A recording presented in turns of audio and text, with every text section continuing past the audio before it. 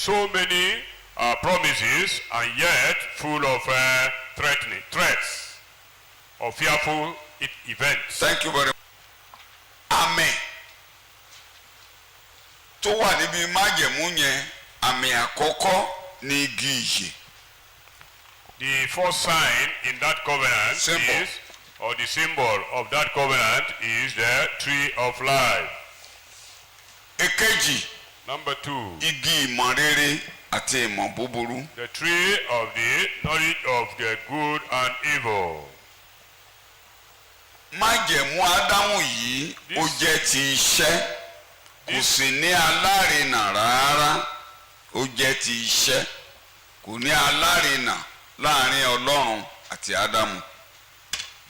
This covenant of Adamic covenant now is of works and has no surety or somebody that comes between God and man. Ó sì parí ìrìn àjò rẹ̀ nígbà tí ẹ̀ṣẹ̀ wọnú ayé. And it terminates when sin enters the world. Ìyẹn náà ni Bíbélì rí fásitì bẹ́ẹ̀ pé Ádámù dá májẹ̀mú tàbí ó ré májẹ̀mú kọjá tàbí ó dojú májẹ̀mú délẹ̀. Which was what the Bible is referring to, that Adam violates or transgressed against the covenant. Ṣùgbọ́n ohun tó wà lọ́kàn Ọlọ́run ní ìgbàlà. But what God has in mind eternally is salvation. Àwọn ènìyàn kan fún ìní ara rẹ̀ tó máa mú jáde nínú ayé. Some people for himself that he will extract or take out of the world. Eléyìí ò ní ṣe pé torí pé wọ́n ń gbé tàbí wọ́n mọ́ tán láì lẹ́ṣẹ̀. However, this one has not to do with personal sinlessness. Thank you very much. Abẹ́ oore ọ̀fẹ́ ló wà. It is operating under grace. Ẹni tó dẹ̀ ẹrù wọn, òun náà lẹni tó dúró gẹ́gẹ́ bí onídùúró. Wọ́n májẹ̀mú yẹn ní onídùúró. Májẹ̀mú ètò ìgbàlà ó ní onídùúró. Kò ń ṣe pé àwọn tó wà lábẹ́ májẹ̀mú yẹn wọ́n mọ́ láì lẹ́ṣẹ̀ rárá. Their burden is being carried by a surety or mediator. Not that we are not saying that those people operating under those covenant are sinless or spotless in a way. Ṣùgbọ́n onídùúró wọn, òun ló rẹrù wọn, òun ló rù dájọ́ wọn, òun ló rù gbogbo ohun tó sọ wọn tó jẹ́ tí ò ní jẹ́ kán yọjú sí Ọlọ́run tó lè sọ wọ́n di aláìmọ́ níwájú Ọlọ́run. But their surety bears all their burdens and takes away all that could mar or spoil them before God. Kì í ṣe ohun tí àwọn wọ̀nyí ṣe, kì í ṣe ìgbọ́ràn wọn tàbí àìgbọ́ràn wọn ló kà wọ́n yẹ fún ètò ìgbàlà. The basis of this is not on the people's absolute obedience or sinlessness that make them worthy of salvation. Ọlọ́run dẹ̀ fi ìpìlẹ̀ ilé lẹ́nu Genesis orí 3:15. And God inaugurates this foundation in Genesis chapter 3 verse 15. Irú ọmọ obìnrin yìí. That the seed of these women. Ẹ jẹ́ ká kà 15, kókó méjì ló wà ńbẹ̀. Ó bù jẹ ní gìgísẹ̀, irú ọmọ rẹ̀ yóò fọ́ ní orí. That you will, the seed of this woman will bruise your head. Ọ̀tá láàrin ìwọ àti obìnrin yìí. Àti sáàrin irú ọmọ rẹ àti irú ọmọ rẹ. Irú ọmọ rẹ àti irú ọmọ rẹ. Demons and the children of God. Òun ó fọ́ ọ lé orí. Irú ọmọ obìnrin yẹn ló máa fọ́ lórí. Tó máa sọ iṣẹ́ èṣù dásán. The seed of that woman tó máa sọ ẹ̀tẹ́ ẹ̀ dásán. will smash the head of the devil. Tó máa sọ iṣẹ́ lágbára. Neutralize his works and activities. Tó máa mú wàhálà ẹ̀kọ́ lórí ọmọ ènìyàn. will remove his problem of man and remove Jésù from operation. Adalẹ́jọ́ alẹ́ jáde, ayọ̀wọ́ ẹ̀ alẹ́ jáde pátápátá. Judge him and remove his operational force of tí ò ní ráyè ẹ̀gàba lórí ọmọ ènìyàn. that he will no more have dominion over man. Gbogbo àwọn tó bá rí orí ọ̀fẹ́ yìí gbà. all that received such grace. lábẹ́ ìrere. under the gospel. a gbà wọ́n kúrò nínú ègún. will be delivered from curse, all curses.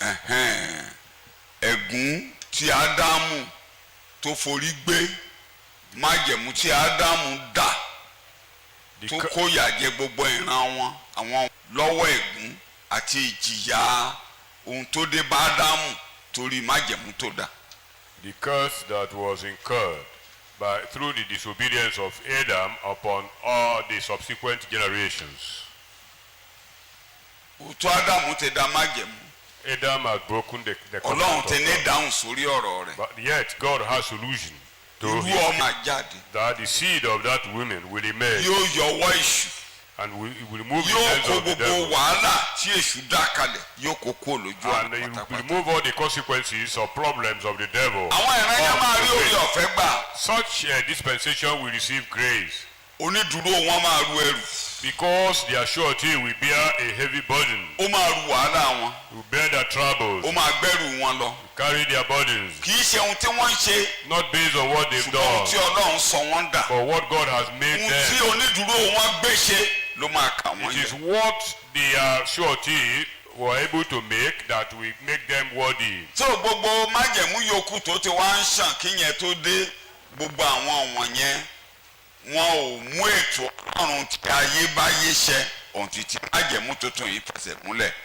So all the preceding covenant, we are so weak that they were not able Thank you to very much. fulfill God's eternal plan and purpose, which was concluded and consummated in this new So covenant. eléyìí tí a bá Ẹ́sítérì dá lórí òkè Síníà kò ní agbára láti sọ èèyàn di òmìnira, kò ní agbára láti yọ ọwọ́ èṣù, kò ní agbára láti sọ wàhálà tí èṣù dá kalẹ̀ láti sọ dasán lórí ọmọ ènìyàn. The one made by God with the people of Israel on Mount Sinai is not capable, or it doesn't have the power, the capacity of setting man free, of neutralizing the work of the devil and perfecting the will of God for man. So gbogbo wọn yẹn bí àwọn àfiwé yẹn ni à ń wò nínú àwọn ẹsẹ̀ yìí tí a sì máa wò ká tó parí ẹ̀ bó ṣe jẹ́ aláìlera. This contrast and sometimes comparison are what we are examining under this, particularly to locate, identify the weaknesses involved in the new covenant, the old covenant. Bí ìwé Róòmù orí kẹjọ tí mo kà sí wa ní ìjẹjọ ẹsẹ̀ kẹta. According to Romans chapter 8 verse 3. Tí òfin kò lè ṣe nínú ara. That what law, the law Ó ṣe cannot do jẹ́ aláìlera. because it was very weak. Ọlọ́run rán ọmọ rẹ̀ God sent his own son ní àwòrán ara ẹ̀ṣẹ̀ in the likeness of a sinful gẹ́gẹ́ man bí ẹbọ fún ẹ̀ṣẹ̀ as a propitiation for sin, láti dá ẹ̀ṣẹ̀ lẹ́bi. to judge sin Kì in í the ṣe flesh. nínú ara láti dá ẹ̀ṣẹ̀ lẹ́bi To nínú judge ara. sin in the flesh. Ó ru ẹ̀bi ẹ̀ṣẹ̀ a sì dá ẹ̀ṣẹ̀ lẹ́bi. Condemnation and nature of sin and judge them. So aláìlera ló fi Mósè. It is very weak. Ẹnìkan ò lè ṣe é, wọ́n ní wọ́n máa ṣe wọn ò lè ṣe é. No one else can do it. They attempted, but they failed. Torí wọn ò lè ṣe náà ló ṣe kùnà, kì í ṣe Ọlọ́run ló kùnà, àwọn ló kù Ọlọ́run lọ́nà. Because of their incapacitation, that was why God has to arise. Kò sí ẹnìkan tó ní agbára láti ṣe, àwọn ló náà máa ṣe ṣùgbọ́n wọn ò lè ṣe é, aláìlera ni wọn ò lè ṣe é, wọn ò ní agbára láti mú lò, kò dẹ̀ sí ẹ̀dá kan tó ní agbára láti mú òfin ṣẹ, kò sí ẹyọ ẹnìkan. However, they boasted that they would be able to do it, but eventually they failed woefully. And nobody can actually fulfill the desire or the content of the law. Only God can do that. Bí a ṣe máa ka ẹsẹ̀ kẹwàá àti ìkọkànlá yìí là á máa rí tí Ọlọ́run ṣe. Our burdens and worked for us. Ó rù. He bore it all. He bore it. Shout hallelujah. Hallelujah. Ẹsẹ̀ kẹwàá ẹ jẹ́ ká wá kà jáde. Verse Torí 10. bẹ́ẹ̀ là ń lọ. nítorí èyí ni májẹ̀mú tí èmi ò bá ilé Ísírẹ́lì dá lẹ́yìn ọjọ́ wọn ni Yes. ni Olúwa wí èmi ò fi ìmísí inú wọn èmi ò sì kọ wọ́n sí ọkàn wọn èmi ò sì máa jẹ́ Ọlọ́run fún wọn wọn ò sì máa jẹ́ ènìyàn. Bó tilẹ̀ jẹ́ pé ọ̀sẹ̀ tó ń bọ̀ la máa wo details yẹn lẹ́kùnrẹ́rẹ́ ṣùgbọ́n àwọn ìfáàràsí ni mo ní ká wò lónìí bọ́lọ́hún ṣe bẹ̀rẹ̀ sí mú kí nǹkan tá a kà níbí bọ́lọ́hún ṣe kọ́kọ́ dọ́wọ́lé tó bẹ̀rẹ̀ sí múṣẹ́ tó fi sọ májẹ̀mú ìjọsí di asán. We however dwell at the introductory level of everything today. Later we go in detail. But just to know that how God started or inaugurated it now by fulfilling the eternal covenant. Etí ọkàn olùkọ̀wé yìí. The intention of the writer of this book. Kó gbé Jésù Kristi kalẹ̀ gẹ́gẹ́ bí alárinà. He makes, he places Jesus as Àti a surety olùgbọ̀nwọ́ májẹ̀mú tuntun. and the mediator of a New Testament. New Alárinà covenant. àti onígbọ̀nwọ́. Surety and mediator of the new covenant. Shout hallelujah. Hallelujah. Tó sì ní agbára, tó ní ọlá. Has power, Ju gbogbo honor, àlùfáà kálùfáà tó wà lábẹ́ òfin Mósè. than all the preceding high priests under Mosaic principles. Pé oyè àlùfáà eléyìí o, ó tóbi o, ó jìnnà réré, ó sì ní ọlá púpọ̀ púpọ̀ púpọ̀ púpọ̀, a sì gbé lérí iṣẹ́ ìránṣẹ́ tó lágbára jù. That this very high priest, it supersedes other high priests and is highly honorable and placed upon better covenants. Gẹ́gẹ́ mo sọ gẹ́gẹ́ bí ìfara. Jòhánù onítẹ̀bọmi. Gospel of Baptist, for instance. wòlíì ń bẹ títí di ìgbà Jòhánù. Ó bẹ̀rẹ̀ lọ́dọ̀ Mósè. Àwọn wòlíì ló bẹ̀rẹ̀ sí ń sọ ohun tí òfin sọ tí wọ́n fi ń rán àwọn ọmọ Ísírẹ́lì létí.